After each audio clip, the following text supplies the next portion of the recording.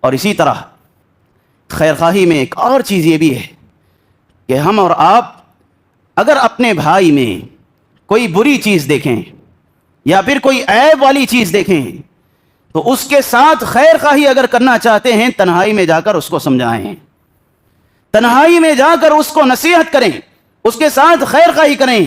یاد رکھیں اللہ کے نبی نے فرمایا المؤمن مرآت المؤمن، مومن مومن کا آئینہ ہے۔ کیا مطلب؟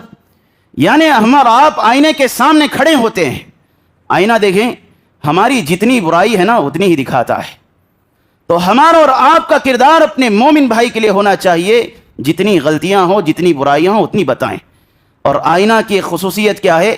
آپ کی برائی آپ کے سامنے بتائے گا، لوگوں کے سامنے نہیں بتائے گا۔ اسی لیے اللہ کے نبی نے کہا المؤمن مرآت المؤمن، مومن مومن کا آئینہ ہے۔ اس کا مطلب یہ ہے کہ آپ اپنے بھائی کی برائی کو آپ کے بھائی کے سامنے بیان کریں۔ آپ کے بھائی کی اگر کوئی عیب والی بات ہے، بری بات ہے جو اس کو نہیں کرنا چاہیے تھا وہ کر رہا ہے، آپ اس کے پاس جائیں، نصیحت بھرے انداز میں اس کو اس سے کہیں، لوگوں کے سامنے اس کو رسوا نہ کریں اللہ کے لیے۔ اللہ کے نبی صلی اللہ علیہ وسلم نے کیا کہا؟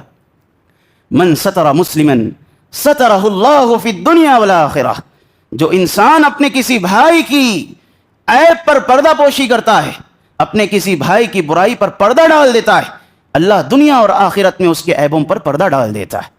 اور اگر انسان دوسری حدیث میں ومن کشف عن عورت اخیہ المسلم، اگر کوئی انسان اپنے بھائی کے عیب کو تلاشنے میں لگتا ہے، لوگوں کے سامنے بیان کرتے پھرتا ہے، برائی کرتے پھرتا ہے، اللہ رب العالمین بھی اس کی برائیوں کو لوگوں کے سامنے بیان کرتا ہے، اس کے عیبوں کو لوگوں کے سامنے ظاہر کر دیتا ہے۔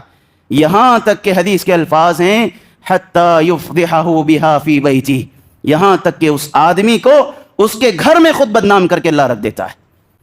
اور اتنا ہی نہیں، اگر میں اور آپ اپنے بھائی کے عیب کو چھپاتے ہیں، اتنی بڑی فضیلت کی بات ہے۔ آپ دیکھیں صحیح مسلم کی روایت ہے، قیامت کے دن ایسے لوگ آئیں گے جو دنیا میں لوگوں کے عیبوں کو چھپاتے تھے، اللہ اس کا حساب لے گا، بندے سے کہے گا بندے بتا تو نے یہ گناہ کیا کہ نہیں کیا؟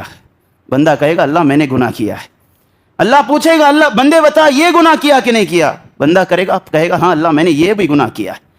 اس کے بعد اللہ کہے گا اے میرے بندے سن لے، دنیا میں تو میرے بندوں کے عیبوں کو چھپاتا تھا، میں نے بھی دنیا میں تیرے عیب کو چھپا دیے، اور آج میرے پاس پہنچا ہوا ہے، میں نے تیرے گناہوں پر پردہ ڈال دیا، جا سیدھے جنت میں چلا جا۔ سبحان اللہ۔ تو حضرات ایک مسلمان کے ساتھ خیر خواہی یہ ہے کہ ہم اس کے عیبوں کو، اس کی برائیوں کو اس کے سامنے بیان کریں اور اس کی اصلاح کرنے کی کوشش کریں، لوگوں کے سامنے بیان نہ کریں۔